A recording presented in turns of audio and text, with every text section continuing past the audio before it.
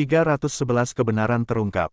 Nama, kelahiran kembali penggarap abadi perkotaan penulis, Dewa Pedang 10 Mil, Si Li Jiansen.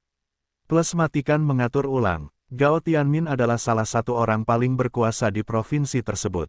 Jika dia terkena flu, seluruh provinsi akan menggigil. Bahkan dermawan keluarga Chen seperti Qin Hua atau Wei Changsong harus berhati-hati di sekitarnya. Ditambah lagi, Gao Tianmin baru berusia 40-an, usia prima bagi seorang pria untuk mencapai lebih jauh. Dia mungkin bisa menaiki tangga kekuasaan dan mencapai posisi menteri provinsi. Namun, 3 bulan lalu, dia ditugaskan jauh dari provinsi Jiangnan dan tidak ada seorang pun yang mendengar apa yang terjadi padanya. Banyak yang curiga dia telah berbuat macam-macam dengan orang yang salah dan penurunan pangkatnya adalah balasannya. Fang Qiong bertanya dengan bingung. Ayah, mengapa Gao Tianmin terlibat dalam hal ini? Sususu memasang wajah muram dan berkata, apakah Gao Tianmin diturunkan pangkatnya karena? Memang, Fang Mingde mengangguk ketika rasa takut melintas di matanya. Saudara Bin Seng telah memberitahuku bahwa Gao Tianmin selalu menjadi pendukung setia keluarga Seng. Tanpa dia, Seng Ronghua tidak akan pernah bisa mendapatkan proyek East Mountain Meadow. Setelah keluarga Seng terpecah, banyak orang, termasuk keluarga Song mengira Gao Tianmin akan mengambil tindakan. Namun, sebelum ada yang bisa melihatnya, Gao Tianmin dibawa pergi oleh petinggi. Sejak saat itu, keluarga Song mengeluarkan surat perintah seluruh klan untuk tidak pernah main-main dengan Tuan Chen. Saudara Bin Seng menunjukkan kepadaku gambar itu untuk memberiku peringatan agar berhati-hati di sekitar Chen Fan. Informasi yang baru saja diungkapkan Fang Mingde adalah rahasia di kalangan elit kota. Selain sekelompok kecil elit, tidak ada yang tahu seluk-beluk apa yang terjadi pada Seng Ronghua atau Gao Tianmin. Mereka berada di luar jangkauan kebanyakan orang dan jika mereka tidak keluar dan menjelaskan, masyarakat tidak akan pernah tahu apa yang sebenarnya terjadi. Tapi, itu Gao Tianmin. Sususu bergumam dengan wajah pucat. Kamu benar, dia adalah Gao Tianmin. Fang Mingde mengangguk, kata-katanya menggemakan keterkejutan di wajah Sususu. Seng Ronghua dan keluarga Seng adalah pengusaha dan gelarnya seperti orang terkaya di Jiangbei hanyalah kata-kata kosong di mata orang-orang yang sangat berkuasa. Namun, tidak seperti Seng Ronghua, Gao Tianmin benar-benar kelas berat di Jiangbei. Bahkan kekuatan gabungan keluarga Seng dan keluarga Chen jauh dari pengaruh Gao Tianmin. Paling-paling, Chen Fan hanyalah bos di antara karakter buruk di dunia bawah tanah.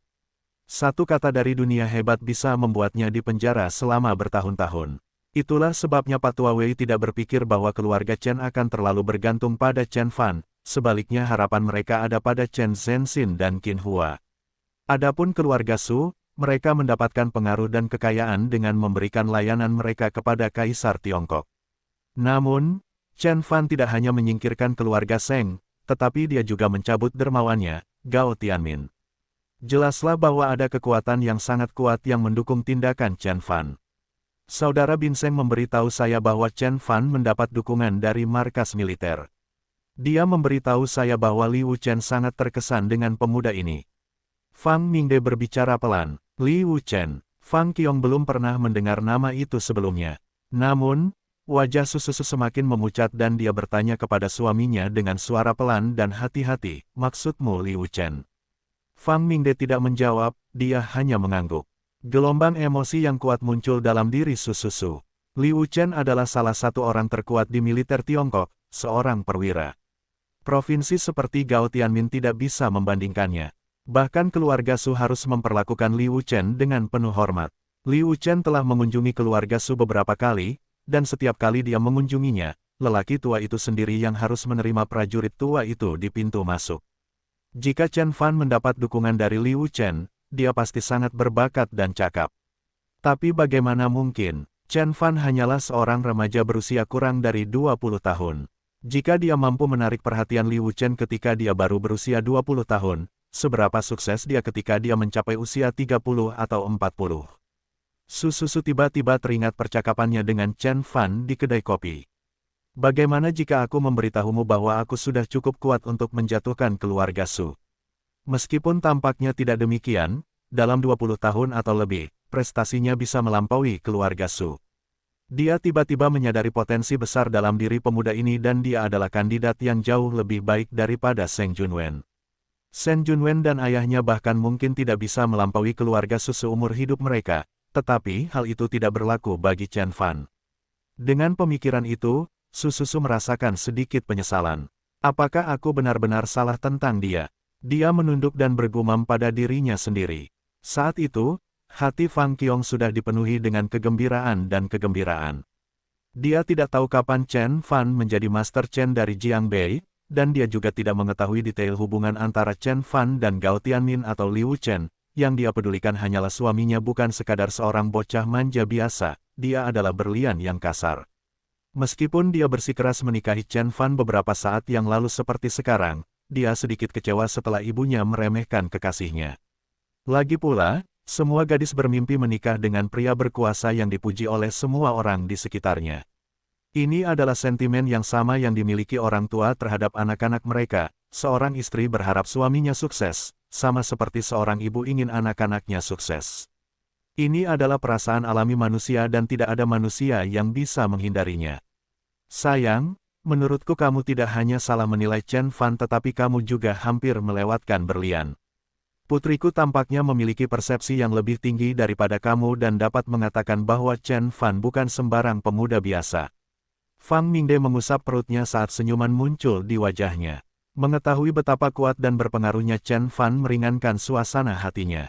Siapa yang tidak ingin memiliki menantu yang cakap? Dia telah menetapkan standar yang tinggi dan berpikir bahwa hanya putra menteri yang cocok untuk putrinya, namun ternyata segalanya lebih baik dari yang dia kira. Ayah, hentikan, kamu. Fang Qiong menunduk karena malu. Kamu baru saja memanggilnya suami, kenapa kamu malu sekarang? Fang Mingde tertawa terbahak-bahak. Karena malu, Fang Qiong meninju ayahnya tanpa menggunakan banyak tenaga. Fang Mingde langsung berhenti tertawa ketika dia tahu putrinya berkulit tipis. Jika dia terus mengejeknya, dia mungkin akan marah. Bu, apa yang ibu katakan sekarang? Fang Qiong mengangkat dagunya tinggi-tinggi dan memandang Su seperti pemenang. Setelah semalaman memprotes dan memohon, Fang Qiong merasa dia akhirnya memenangkan argumen tersebut. Su tidak menjawab, dia hanya mendengus. Dia telah menggunakan semua alasan untuk memisahkan pasangan itu. Meskipun Chen Fan belum pernah membuktikan kemampuan dan bakatnya di hadapannya, statusnya yang luar biasa di provinsi tersebut berbicara keras untuknya. Tuan Chen dari Jiang Bei dan mengguncang banyak kota dengan menggulingkan keluarga Seng dan menyingkirkan Gao Tianmin. Dia juga mendapat persetujuan dari Pak Tua, Wei dan Liu Chen. Dia begitu kuat bahkan keluarga Su pun harus menganggapnya serius. Meskipun keluarga Su tidak takut pada Chen Fan, mereka juga tidak ingin macam-macam dengannya. Betapapun berpengaruh dan kuatnya keluarga Su, bukanlah ide yang baik untuk membuat marah tidak hanya Chen Fan, tetapi juga keluarga Wei di tepi utara serta Liu Chen. Dia jauh lebih sukses daripada Shen Junwen. Dengan bantuannya, Xiao Qiong akan memiliki masa depan yang jauh lebih mudah. Menurutku, Pak Tua di keluarga Su tidak akan setuju dengan keputusannya untuk menikah dengannya. Lagi pula, tak seorang pun di generasi kedua dan ketiga keluarga Su yang bahkan sebanding dengan Chen Fan. Dengan pemikiran itu, wajah Su akhirnya sedikit melembut. Baik, aku tidak menentang pernikahanmu. Benar-benar, mata Fang Qiong berbinar gembira. Dia hampir melompat dari kursinya. Namun, kamu masih terlalu muda dan nekat untuk menikah sekarang. Maksudku, kami belum secara resmi bertemu dengannya sebagai pacarmu, dan orang tuanya juga belum bertemu denganmu sebagai pacar Chen Fan, iseng. Su memarahi. Ngomong-ngomong, kalian berdua tidak membawa kartu identitas. Bagaimana kamu mendapatkan sertifikat ini?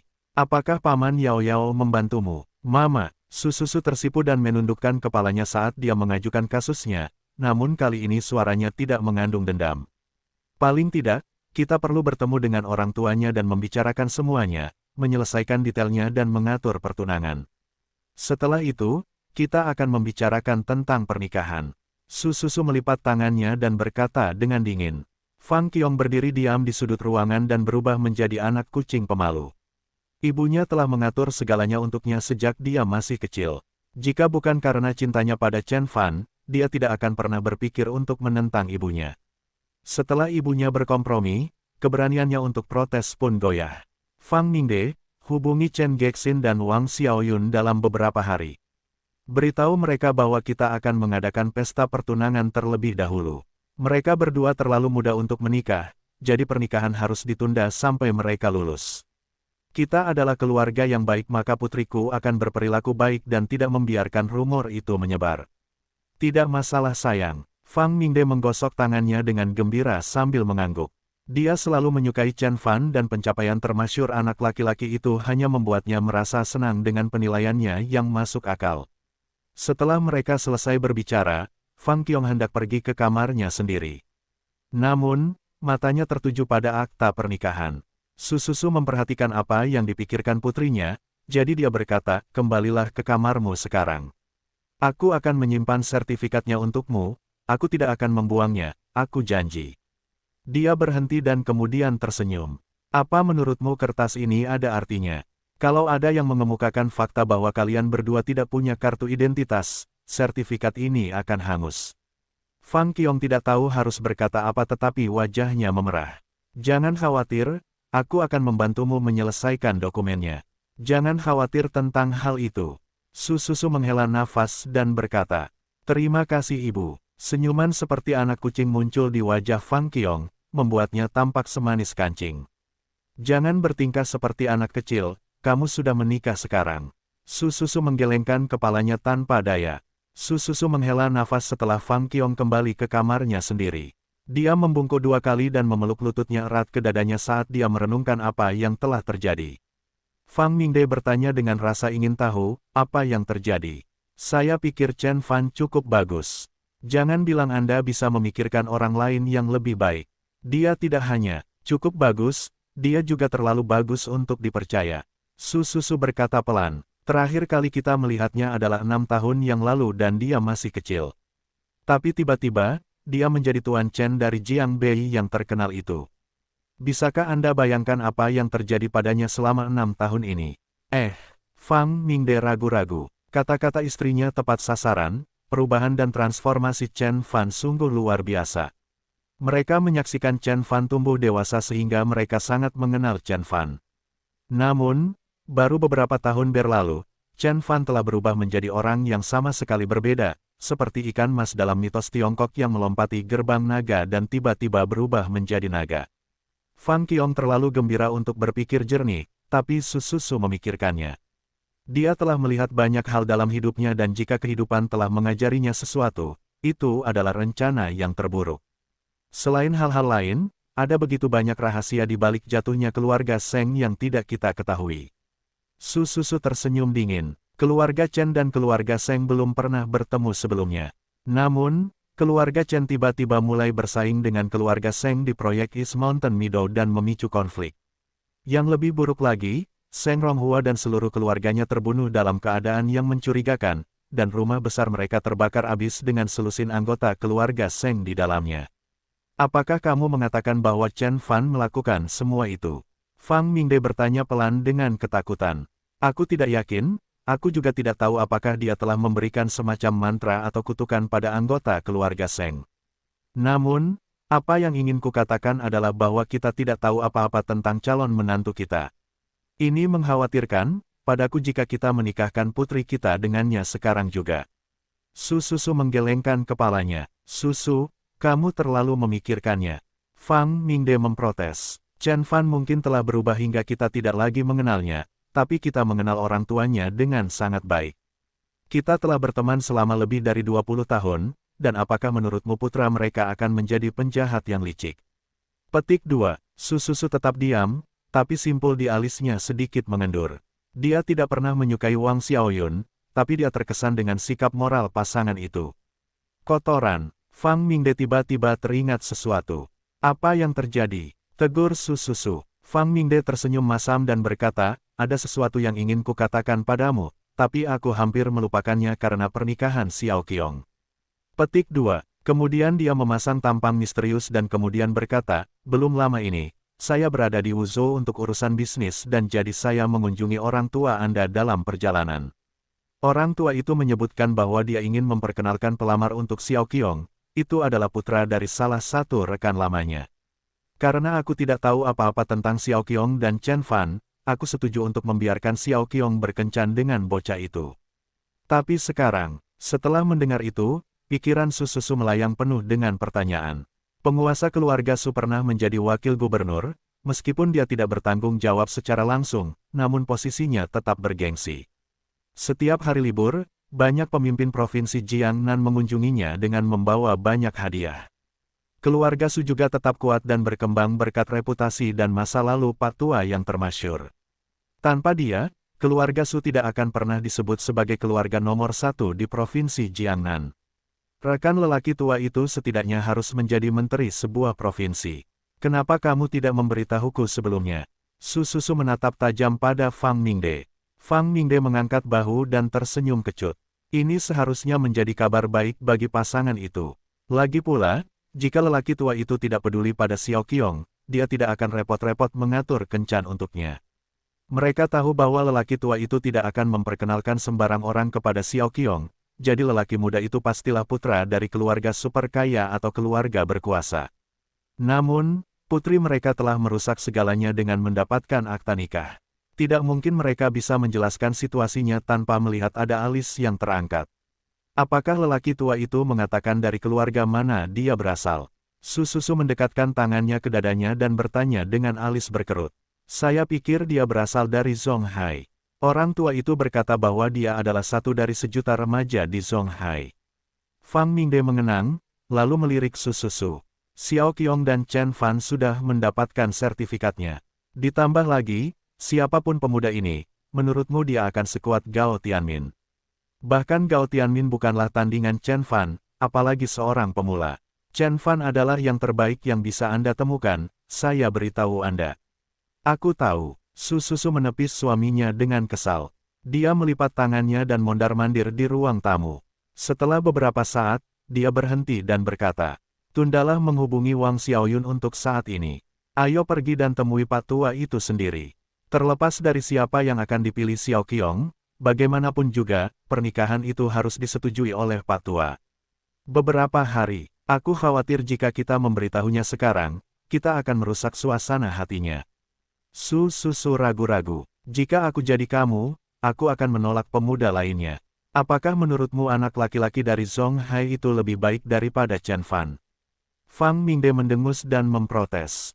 Dia tidak pernah menyukai keluarga Su yang sombong. Berusaha sekuat tenaga untuk mengejar keluarga Su yang perkasa, dia telah gagal sejauh ini.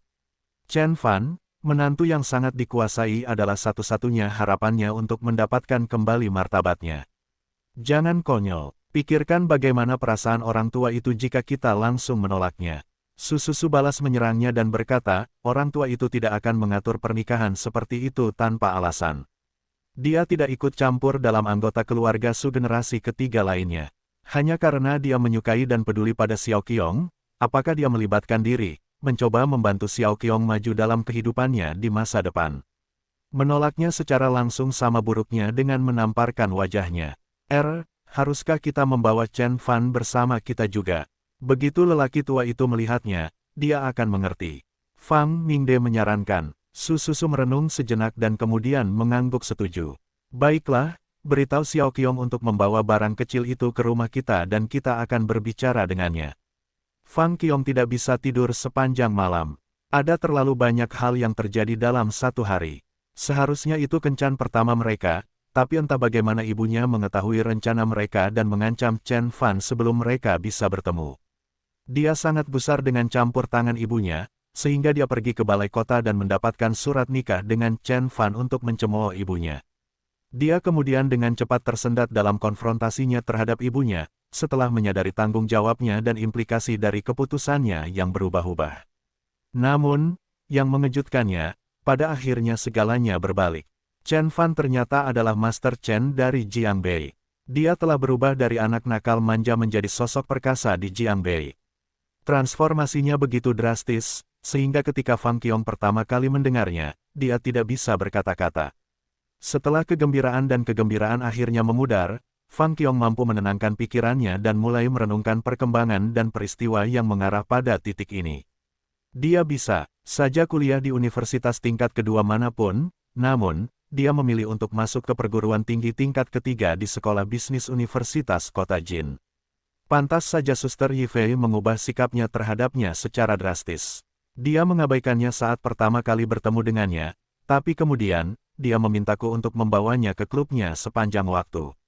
Mereka selalu mengatakan bahwa Tuan Chen dari Jiangbei dan Tang Yuanqin dari Provinsi Jiangnan berselisih satu sama lain, jadi saya selalu bertanya-tanya mengapa mereka rukun. Mereka pasti pernah bertengkar dan keluarga Tang dikalahkan, apa yang disebut pembunuhan, yang terjadi di Taman Green Finesse Club pastilah salah satu konflik tersebut. Shen Junwen pasti terlibat dalam apapun yang terjadi di taman. Dia mungkin adalah orang yang memberitahu identitas asli Suster Yifei Chen Fan. Itu menjelaskan mengapa Xiao Fan menamparkan wajah Shen Junwen dan mengapa Suster Yifei marah pada Shen Junwen setelah kejadian di taman. Pantas saja Yao Yao yang suka menyodok Chen Fan menjadi sangat takut padanya. Dia pasti tahu kekuatan aslinya juga. Tidak heran, saat Fang Qiong mengingat apa yang terjadi sebelumnya, emosi yang kuat muncul di hatinya. Meskipun dia belum pernah melihat kejadian apapun secara langsung, dia dapat menebak apa yang terjadi dengan cukup akurat. Ia bahkan mulai curiga bahwa alasan sebenarnya di balik perseteruan antara keluarga Chen dan keluarga Seng adalah dirinya sendiri. Pasalnya, kedua keluarga tersebut belum pernah bertemu sebelumnya. Namun, apa yang masih tidak dapat dipahami oleh Fang Qiong adalah bagaimana Chen Fan berubah dari remaja normal menjadi seorang kultivator dan seniman bela diri yang kuat dalam 6 tahun. Apakah Xiao Fan mempelajari mantra Dharma itu dalam 6 tahun ini atau apakah dia mengetahuinya sepanjang waktu? Fang Qiong berbaring tengkurap dan menyandarkan kepalanya di telapak tangannya. Tuan Chen menjadi terkenal sekitar setahun yang lalu di kota Chuzhou, jadi sesuatu pasti telah terjadi pada Xiao Fan sekitar waktu itu. Sesuatu yang ajaib, setelah lama berkultivasi, dia akhirnya mengubah dirinya menjadi Tuan Chen yang perkasa. Terlepas dari apa jadinya Chen Fan, hati Fang Qiong tidak berubah sedikitpun. Dia dapat merasakan bahwa meskipun mereka telah berpisah selama beberapa tahun, dan banyak hal telah terjadi dalam beberapa tahun itu, jauh di lubuk hati, Chen Fan tidak berubah. Mereka mengenal satu sama lain sejak mereka masih kecil, dan oleh karena itu, mereka mengenal satu sama lain selengkap dan sejelas mereka mengenal diri mereka sendiri. Aku sebaiknya tidur sekarang, aku akan mendengarkan penjelasannya besok. Fang Qiong menutupi wajahnya dengan selimut dan berhasil tertidur. Keesokan harinya, begitu Fang Qiong melihat Chen Fan, dia langsung bertanya, apakah Anda Tuan Chen?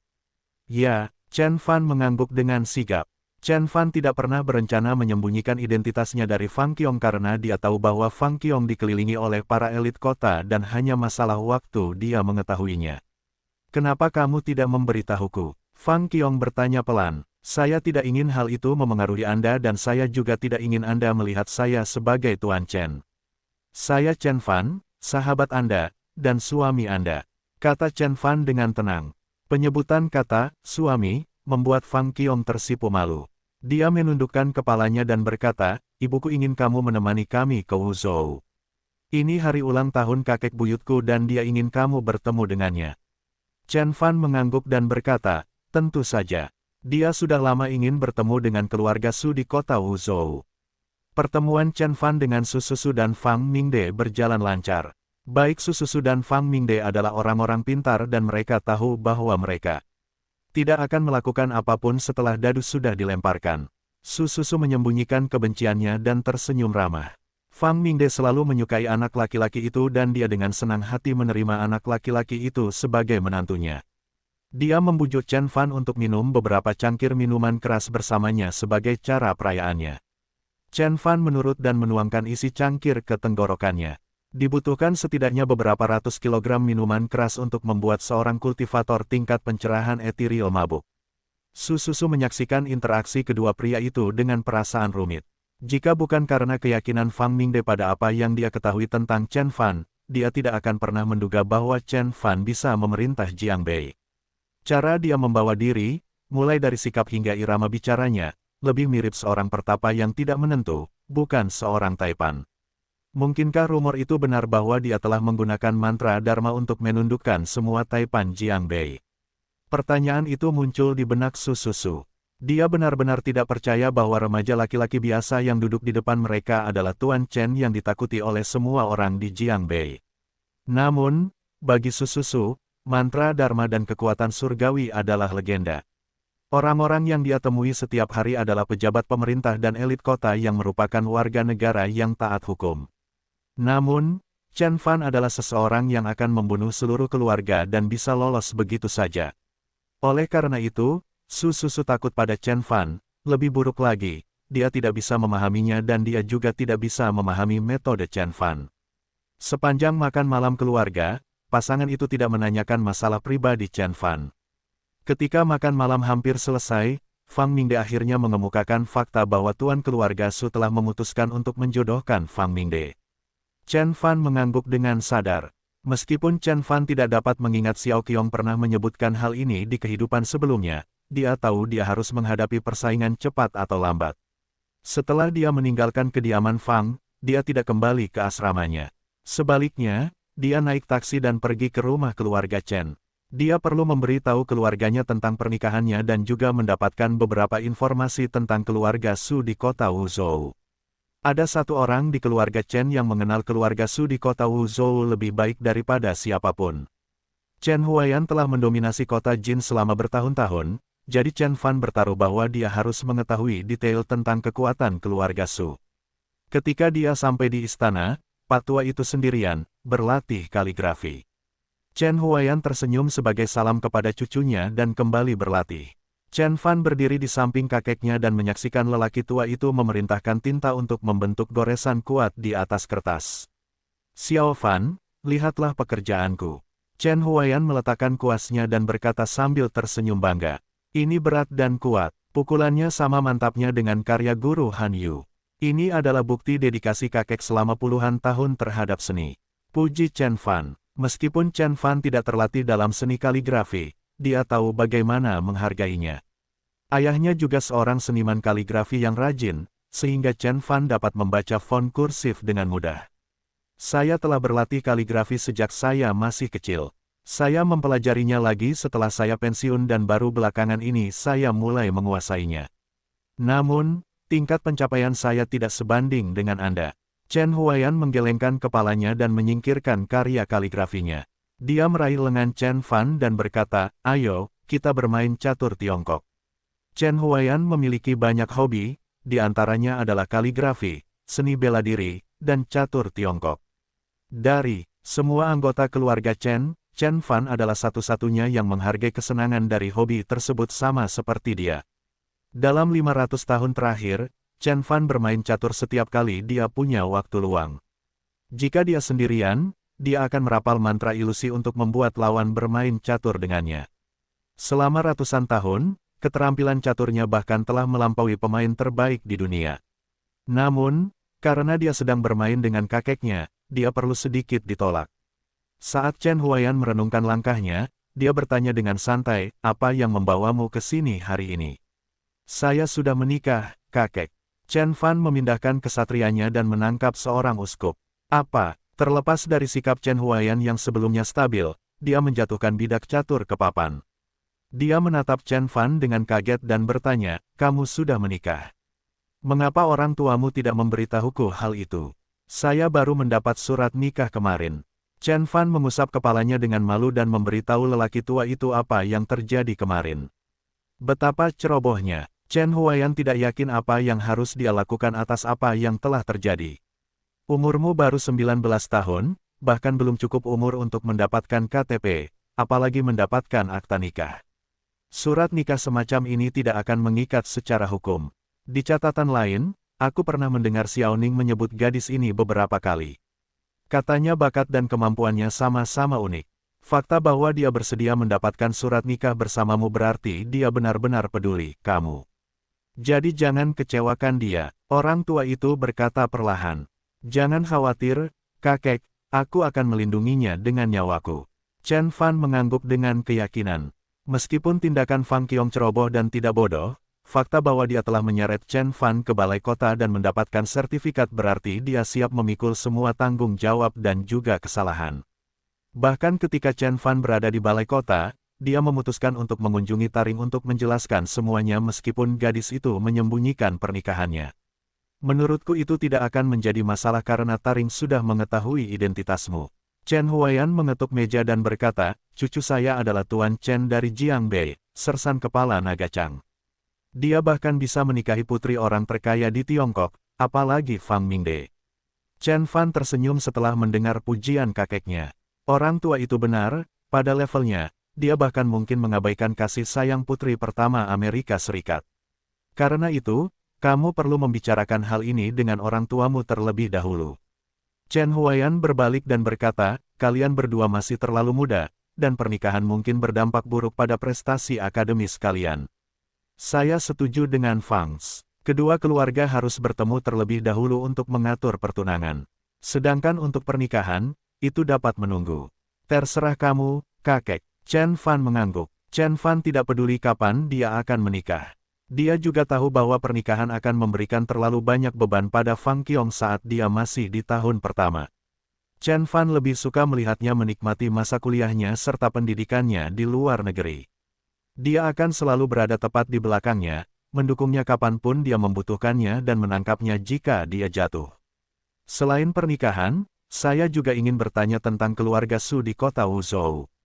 Chen Fan melanjutkan, keluarga Su dari kota Wuzhou, pria tua itu bergumam dengan sedih. Keluarga itu adalah kekuatan yang harus diperhitungkan. Chen Huaiyan menggelengkan kepalanya dan meratap. Sejak jatuhnya dinasti Qin, Tiongkok sering mengalami kekacauan. Namun keluarga Su mampu bertahan selama 300 tahun dan tidak terpengaruh oleh perang yang melanda negeri itu. Para pemimpin keluarga harus sangat bijaksana, pria dan wanita untuk melakukannya. Chen Fan mengangguk setuju. Keluarga Su berbeda dari keluarga kuno lainnya seperti Lus atau Gus. Dua keluarga lainnya adalah keluarga seni bela diri dan telah menghasilkan banyak seniman bela diri yang kuat. Adalah hal biasa untuk melihat keluarga-keluarga seni bela diri berkembang di masa-masa penuh gejolak. Mereka mempunyai kemampuan untuk mengumpulkan para pejuang yang cakap di bawah panji mereka untuk melindungi wilayah setempat dan mengklaim dominasi. Di sisi lain, keluarga lain cenderung lebih baik pada masa damai. Jika di masa lalu, untuk mengalahkan Lu Tianwu, Chen Fan harus melawan setidaknya beberapa ratus muridnya. Keluarga Su, sebaliknya, adalah klan keluarga pedagang. Mereka relatif lebih kuat pada masa damai namun akan menjadi sasaran kejahatan dengan kekerasan pada masa perang. Chen Fan terkejut karena keluarga Su mampu mewariskan kekayaan keluarga mereka selama beberapa generasi tanpa cedera. Kemudian, lelaki tua itu menyebut nama yang merupakan kunci kesuksesan keluarga Su. Hu Sueyan. Chen Fan mengerutkan alisnya dan bertanya, maksudmu keluarga Su adalah pedagang birokrasi? Memang. Chen Huaiyan mengusap janggut panjangnya dan berkata, Hu Sueyan adalah seorang pengusaha terkemuka pada masa dinasti Qin dan dia muncul di pengadilan karena sumbangannya yang murah hati untuk kampanye Jenderal Zhuo. Dia adalah satu-satunya orang dari kelas pedagang di dinasti Qin yang dianugerahi topi merah sebagai simbol prestise tertinggi. Belakangan, namanya digunakan oleh masyarakat untuk menyebut golongan saudagar baru yang disebut saudagar birokrasi yang tidak hanya berbisnis tetapi juga berpengaruh di bidang politik. Keluarga Su mengelola pabrik tekstil kerajaan provinsi Jiangnan dan menjadi terkenal. Setelah dinasti Qin jatuh, mereka mengalihkan bisnis mereka ke perbankan dan membiayai banyak panglima perang, termasuk Dr. Sun Zhongshan, bapak pendiri Tiongkok modern dan revolusinya. Salah satu penguasa keluarga pada masa itu adalah wakil direktur Bank Sentral Tiongkok. Mereka juga memiliki hubungan baik dengan 4 keluarga besar pada saat itu. Setelah partai kami mengambil alih Tiongkok, keluarga Su mengubah aliansi mereka dan mendanai banyak kampanye kami. Oleh karena itu, ia dinobatkan sebagai pedagang patriotik, pedagang rakyat. Setelah Republik Rakyat Tiongkok didirikan, penguasa keluarga saat ini diundang kepada Komite Partai Pusat dan memberi nasihat kepada para pemimpin partai kita mengenai masalah pendanaan. Tuan saat ini sudah pensiun sekarang, tapi dia masih merupakan nama besar di luar sana dan sangat dihormati oleh para pemimpin negara kita. Chen Huaiyan menjelaskan 300 tahun sejarah keluarga Su dengan sabar. Chen Fan sedikit mengangguk. Keluarga Su memang merupakan kekuatan yang sangat sukses dan tangguh. Tidak heran mereka akan memandang rendah Fang Mingde yang memiliki lebih dari beberapa puluh miliar aset. Di kehidupan masa lalu Chen Fan, bahkan ketika ayah Zheng Junwen telah menjadi orang terkaya di provinsi tersebut, dia tidak berani memaksa Xiao Qiong menikah dengannya. Keluarga Su telah mengalami kemunduran sejak Pak Tua pensiun. Namun, mereka masih merupakan kekuatan yang tangguh di provinsi Jiangnan dan Zhonghai. Selama 100 tahun atau lebih, mereka telah memberikan pengaruh tidak hanya di Provinsi Jiangnan tetapi juga di Provinsi Jiangnan, juga di seluruh Tiongkok. Mereka mempunyai hubungan baik dengan banyak keluarga kuat lainnya dan oleh karena itu, bukanlah hal yang mudah untuk mengancam mereka. Terlepas dari kata-katanya, rasa bangga muncul di mata lelaki tua itu. Tetapi cucu saya adalah seorang mayor jenderal, dan sersan kepala Chang Dragon, dia lebih dari memenuhi syarat untuk menikahi cucu perempuan.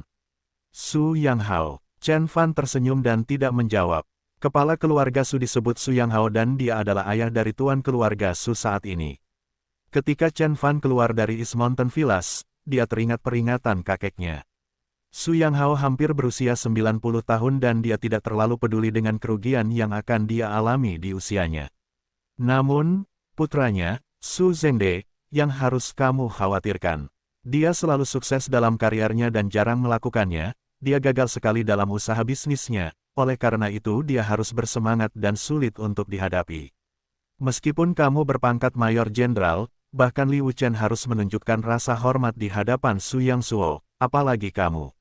Ingatlah untuk menolaknya sedikit pun di hadapan keluarga Su. Mereka didukung oleh pemerintah pusat dan tidak bisa dianggap enteng. Meskipun ada peringatan Chen Huaiyan, Chen Fan tidak terpengaruh. Chen Huaiyan tahu bahwa Chen Fan mendapatkan posisi mayor jenderal di militer karena dukungan Liu Chen. Namun, dia tidak tahu bahwa cucunya bukan hanya seorang mayor jenderal tetapi juga Grandmaster nomor 1 di Tiongkok dan telah menemukan serum vitalitas. Ditambah lagi, Chen Fan juga telah mendapatkan amnesti seumur hidup dari negosiasinya dengan Ding Sansui. Dengan kata lain, serum vitalitas saja bisa membuatnya lebih penting bagi negara daripada seluruh keluarga Su, bahkan tanpa mempertimbangkan fakta bahwa ia adalah tempat ketiga dalam daftar kegelapan. Daftar gelap Chia bukan hanya daftar orang yang dicari tetapi juga berfungsi sebagai peringatan terhadap anggota Tamtama. Semua orang dalam daftar adalah tokoh-tokoh perkasa yang mampu mendatangkan malapetaka di negara ini. Mereka ditakuti oleh sebagian besar negara-negara kecil. Semakin dekat peringkatnya ke urutan teratas, semakin destruktif. 3 pasukan teratas dalam daftar mampu menyaingi seluruh pasukan modern. Bahkan negara adidaya seperti Tiongkok tidak berani macam-macam dengan mereka. Namun, Chen Fan tidak memberitahu Chen Huaiyan tentang Dark Roll. Bagaimanapun, Chen Huaiyan adalah warga negara yang taat hukum dan mungkin tidak memahami kekuatan dunia bawah tanah. Lebih baik aku merapikan diriku jika ingin bertemu dengan klan keluarga Xiao Qiong.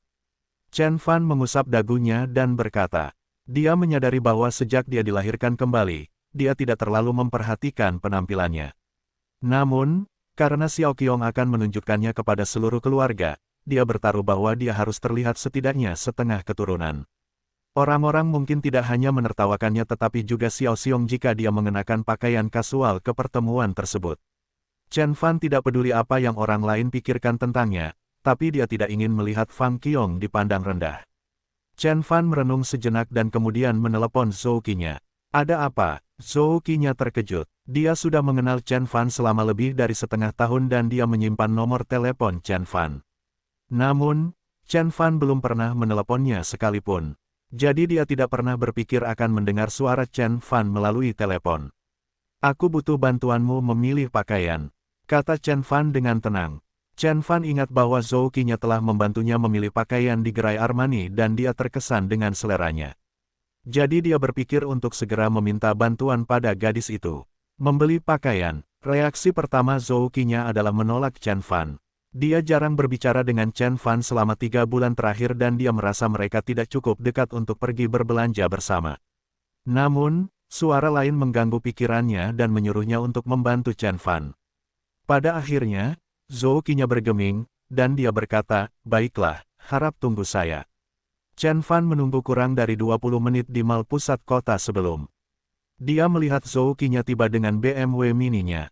Begitu Zhou Qinya melihat Chen Fan, dia merasakan aliran perasaan aneh menghampirinya saat rasa hormat dan kekaguman muncul di hatinya. Dia merasa bahwa dia bertemu dengan pria yang berkuasa, bukan seorang mahasiswa. Ada apa denganku? Dia hanya pewaris keluarga Chen. Kenapa aku begitu tak berdaya mengaguminya? Zhou Qinya menggelengkan kepalanya, mencoba menghilangkan perasaan aneh dari pikirannya, tetapi tidak berhasil. Meskipun Chen Fan telah menghapus ingatan Zhou Qinya tentang apa yang terjadi di kapal pesiar, dia tidak dapat menghapus perasaannya yang tertanam dalam di otaknya. Itu sama dengan ketakutan seseorang terhadap air ketika dia tenggelam satu kali. Ketakutan ini terkadang bahkan diturunkan dari generasi ke generasi, seperti ketakutan alami sapi terhadap predator. Tuan Chen, untuk acara apa Anda mencoba berdandan? Zhou Qinya bertanya dengan hati-hati. Saya menemani pacar saya bertemu keluarganya, kata Chen Fan sambil tersenyum tipis. Pacar Anda, alis Zhou Qinya sedikit berkerut saat dia bertanya. Suaranya dipenuhi dendam dan kepahitan. Setelah beberapa saat, dia berhasil menenangkan diri dan tersenyum hangat. Apakah itu Fang Qiong? Chen Fan mengangguk. Zhou Qinya mengerutkan alisnya dan berkata, jika itu masalahnya, saya sarankan Anda mengenakan sesuatu yang lebih dewasa. Bagaimanapun, ini pertama kalinya Anda melihat keluarganya. Mari kita lihat merek di sana. Chen Fan mengikuti pakar mode itu tanpa sepatah kata pun. Dia lebih suka menyerahkan pekerjaannya kepada para profesional. Zhou Qinya memiliki pendidikan yang mewah, dan oleh karena itu, dia sangat menyadari aksen dan gaya setiap merek fashion. Dia tidak hanya memilihkan pakaian untuknya tetapi juga membawanya ke salon rambut terkemuka untuk menyelesaikan penampilannya. Chen Fan harus melembutkan rambutnya menggunakan seni rahasia agar tukang cukur bisa menggunakan peralatannya. Setelah sore yang sibuk, ketika Chen Fan muncul di hadapan Zhou Qinya dengan penampilan barunya, mata Zhou Qinya berbinar karena terkejut dan gembira. Bagus, kamu terlihat bagus. Zhou Qinya tidak bisa tidak jatuh cinta pada penampilan baru Chen Fan. Chen Fan tidak jelek menurut imajinasi apapun. Kedua orang tuanya memiliki gen yang baik dan dia tidak pernah mengalami kelaparan satu hari pun saat dia tumbuh dewasa, jadi dia seharusnya tidak memiliki satu pun tulang jelek dalam dirinya. Namun, Chen Fan tidak pernah memperhatikan penampilannya dan oleh karena itu dia tidak pernah tahu bagaimana menampilkan fitur yang paling menarik pada dirinya. Di bawah tangan licik penata rambut, dia tiba-tiba berubah dari orang biasa-biasa saja menjadi seorang pria gagah dan tampak keren. Tuan Chen, kamu sangat tampan sekarang. Tiba-tiba rasa penyesalan muncul dalam diri Zhou Qinya. Dia tidak yakin apa yang dia sesali, seolah-olah dia memiliki kesempatan untuk mengklaim pria tampan ini untuk dirinya sendiri, tetapi sekarang kapalnya telah berlayar. Tapi dia hanyalah pewaris keluarga Chen. Pacarku jauh lebih baik dari dia. Apa yang aku sesali? Zhou Qinya bertanya pada dirinya sendiri dengan bingung. Dia tidak tahu apa yang dia lewatkan. Pemuda di hadapannya bukan hanya pewaris keluarga Chen, dia juga adalah Tuan Chen yang sangat dihormati yang memiliki aset miliaran dolar. Terima kasih. Chen Fan mengangguk ke arah Zhou Qinya. Manajer salon itu adalah seorang wanita dengan pakaian bisnis sesuai pesanan dan wajah dicat yang menarik. Pak, beruntung sekali Anda mempunyai pacar yang begitu baik. Jarang sekali aku melihat ada gadis yang mengajak pacarnya ke sini, biasanya yang terjadi justru sebaliknya. Zhou Qinya tersipu, tapi dia tidak mengatakan sepatah kata pun.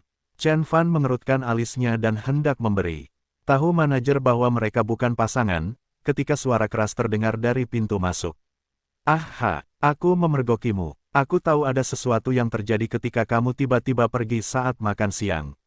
Jadi kamu pergi menemui cowok cantikmu, bukan? Kamu sudah lama ingin putus denganku 3 bulan, apakah karena masalah ini?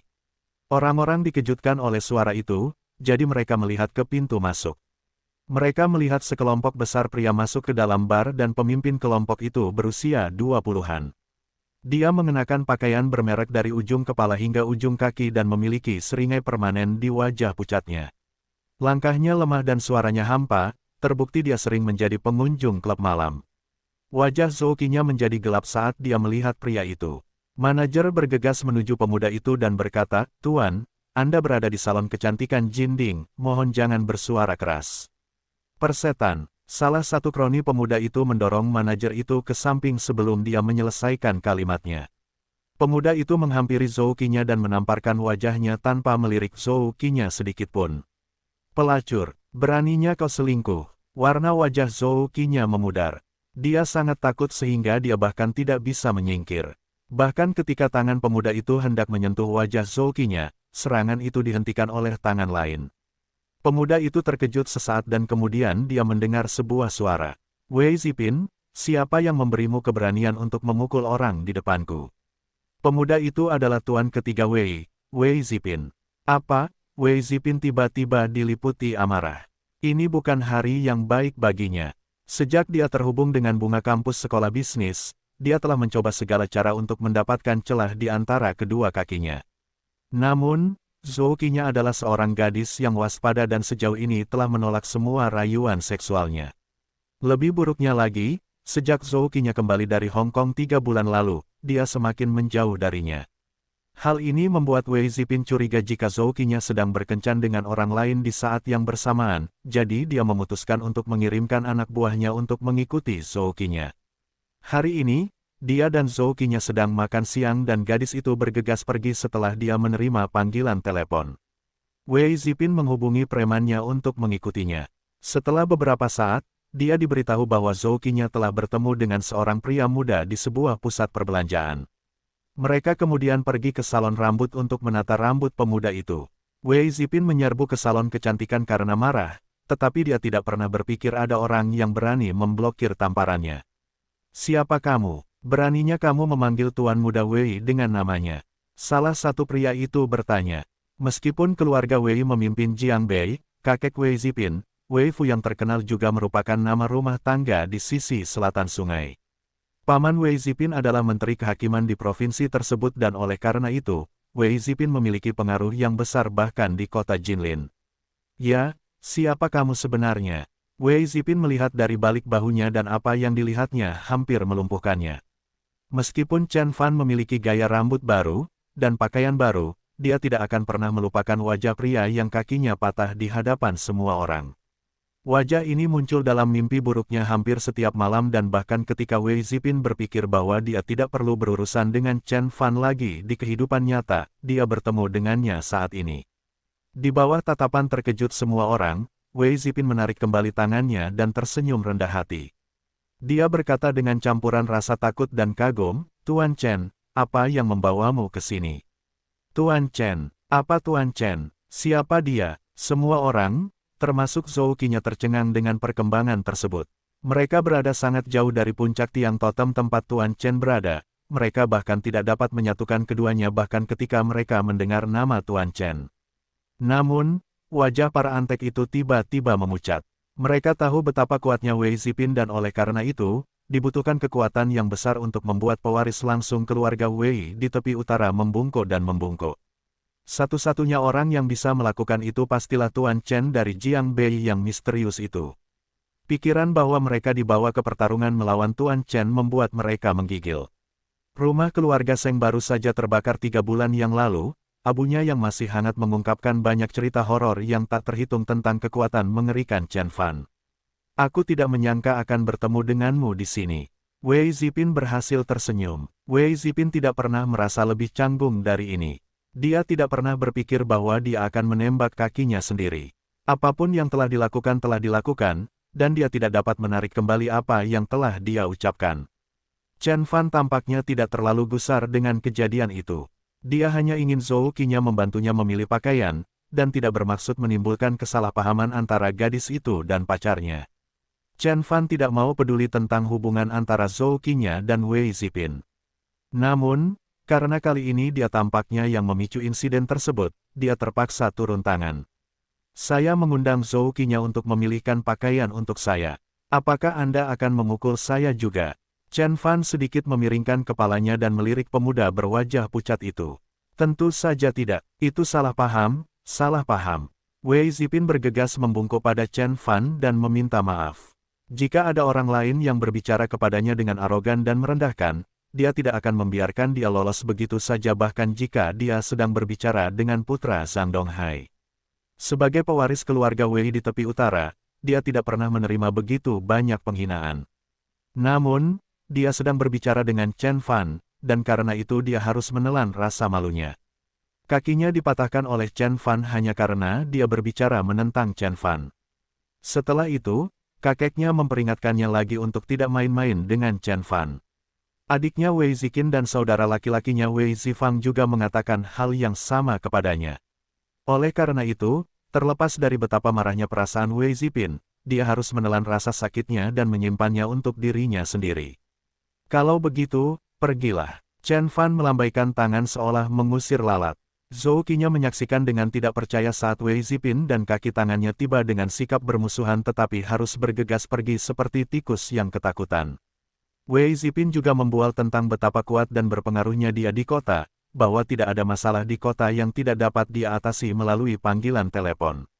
Namun, di sana-sini, dia harus melarikan diri seperti pecundang. Tuan Chen, apakah dia Tuan Chen dari Jiangbei? Zhou Qinya memandang pemuda itu dengan tidak percaya. Dia bukan satu-satunya yang melihat. Semua orang di salon kecantikan memandang ke arah Chen Fan seolah-olah mereka sedang melihat orang aneh. Chen Fan tidak ingin membuang terlalu banyak waktu di sini, jadi semua orang menyaksikan dalam diam saat dia membayar potongan rambutnya dan masuk ke BMW Zhou Qinya. Aku telah menyebabkan ketidaknyamanan ini untukmu.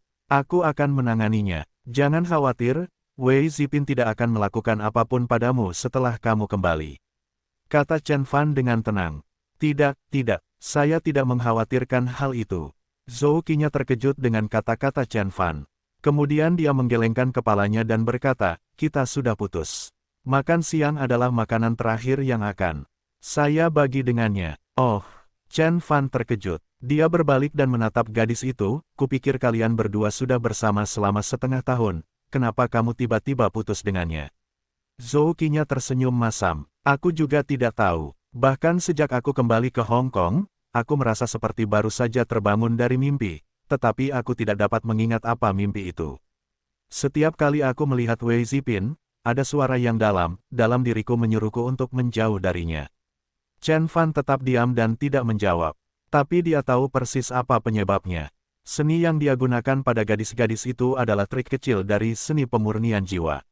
Ia mampu membersihkan semua ingatan suatu target dan pada tingkat yang lebih tinggi, seni tersebut mampu membentuk kembali jiwa manusia dan memasukkan kembali makhluk apapun ke dalam roda inkarnasi. Chen Fan baru mencapai tingkat pencerahan ethereal, oleh karena itu, dia hanya dapat menggunakan seni tersebut untuk menghapus sebagian dari ingatan Zhou Qinya dan Liu Xiaojin. Berbeda dengan Wang Lulu dan Liu Xiaojin, Zhou Qinya tampaknya tidak terlalu terpengaruh oleh mantra tersebut. Meskipun dia tidak dapat mengingat apa yang telah terjadi, emosi itu tetap ada di dalam dirinya. Tanpa disadari, dia merasakan ketakutan dan kekaguman terhadap Chen Fan dan menjauhkan diri dari Wei Zipin tanpa mengetahui alasannya. Dengan pemikiran seperti itu, Chen Fan tiba-tiba merasa sedikit kasihan pada gadis itu. Dia berbicara dengan suara yang lebih lembut. Jangan terlalu banyak berpikir. Menurutku mungkin kamu terlalu lelah. Istirahatlah dan semuanya akan lebih baik.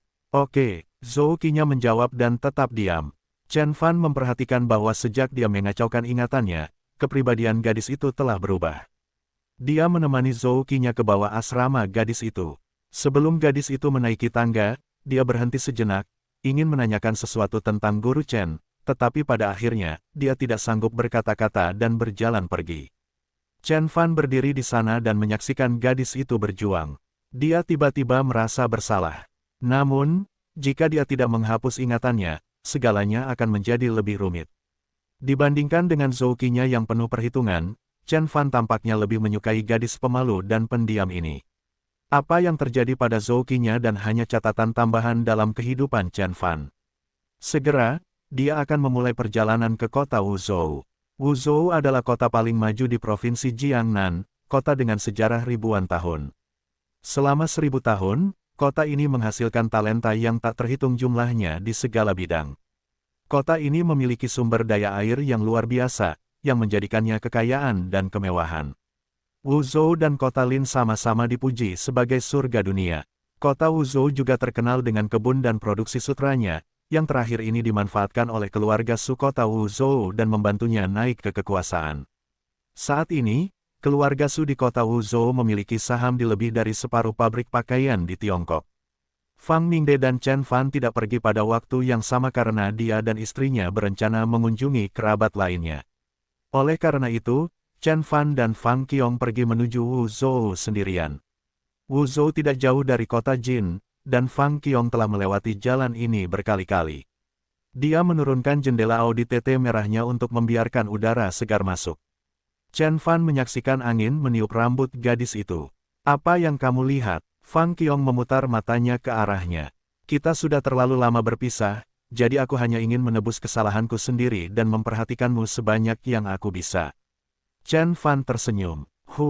Jangan coba-coba membuatku marah. Kamu telah berbohong kepadaku tentang kamu menjadi Tuan Chen selama lebih dari setengah tahun. Fang Qiong mendengus. Meskipun Chen Fan sudah menjelaskan semuanya, gadis itu tetap tidak membiarkannya pergi. Tidak ada gadis yang akan merasa bahagia jika kekasihnya tidak menceritakan kisah lengkapnya. Chen Fan terhibur dengan reaksi gadis itu. Dia mengulurkan lengannya dan melingkarkannya di bahunya. Yah, aku hanya tidak ingin merusak hubungan kita dengan beban duniawi ini. Ditambah lagi, aku sudah memberitahumu siapa aku sebelumnya, tapi kamu menolak untuk mempercayaiku. Fang Qiong mendengus dingin. Namun, jawaban Chen Fan memang mengirimkan perasaan hangat dan tidak jelas di dalam dirinya. Jika dia mengetahui identitas Chen Fan segera setelah mereka bersatu kembali, dia mungkin tidak akan jatuh cinta padanya. Bahkan jika dia melakukannya, motifnya akan ternoda. Namun, Fang Qiong menyimpan pemikiran itu untuk dirinya sendiri. Dia memasang wajah tegang dan berkata, saya tidak peduli. Anda harus berbaikan kepada saya. Jika Anda memberitahu saya bahwa Anda adalah Tuan Chen, saya tidak perlu melawan ibu saya untuk mendapatkan persetujuannya. Ya, tentu saja, waifu. Aku akan menebusnya untukmu, waifuku tercinta. Chen Fan berbaring miring dan menyandarkan kepalanya di kaki gadis itu. Fang Qiong terkejut, dan dia berteriak, lepaskan aku, kita berada di jalan raya. Dan, aku bukan istrimu. Kami sudah mendapatkan sertifikatnya, yang dikeluarkan pemerintah. Chen Fan terkikik dan tidak bergerak. Gadis itu tersipu, mengubah wajahnya menjadi apel merah. Dia telah menyeret Chen Fan untuk mendapatkan akta nikah, jadi ketika Chen Fan mengungkitnya lagi, dia tidak bisa mengatakan sepatah kata pun untuk membantah. Dia mencoba mendorong kepala Chen Fan menjauh, tetapi tidak berhasil, jadi dia mencubit pipinya tanpa menggunakan terlalu banyak tenaga. Chen Fan menggelengkan kepalanya sebagai tanggapan, membuat kemudi gadis itu tidak stabil, takut akan kecelakaan mobil. Gadis itu menyerah dan membiarkan Chen Fan melakukan apapun yang dia inginkan. Saat Chen Fan dan Fang Qiong bermain-main, sebuah kayan lewat dan para penumpang, sekelompok remaja, tertawa mengejek. Hei, kalian benar-benar bodoh. Bertelanjang dada atau cari kamar, kawan. Haha, karena jendela Fang Qiong terbuka lebar, penumpang di dalam SUV dapat melihat tindakan dengan jelas. Fang Qiong mendengus dan menginjak gas. Dia tidak ingin membuang waktu berdebat dengan bocah-bocah kayak ini. Dia sangat mengenal para pecundang seperti ini, mengendarai kayan mahal yang memiliki plat nomor khusus. Semakin dia bereaksi terhadap mereka, mereka akan semakin bersemangat. Dengan kata lain, mereka adalah pencari masalah. Melihat Audi merah itu melesat pergi, pria dan wanita di dalam kayan itu tertawa terbahak-bahak. Di antara mereka, seorang wanita muda berpenampilan menarik dengan wajah yang dicat dengan cermat dan sepasang kacamata Prada tiba-tiba mengerutkan alisnya. Apakah hanya aku atau gadis itu tampak familiar? Dia tampak seperti putri Bibi Su, Fang Qiong. Siapa Fang Qiong? Para penumpang bertanya. Total penumpangnya ada 5, 2 laki-laki dan 3 perempuan. Pengemudinya adalah seorang pria berotot besar dengan potongan rambut pendek. Dia hanya mengenakan rompi meskipun cuaca dingin dan celana kamuflase. Sementara itu, di kursi penumpang depan duduk seorang pemuda bertubuh tinggi tampan.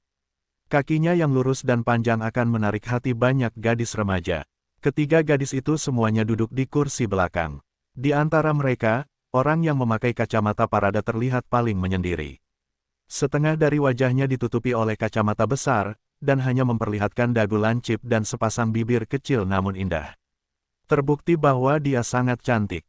2 gadis lainnya tidak semenarik dia tetapi mereka tidak jelek menurut imajinasi apapun.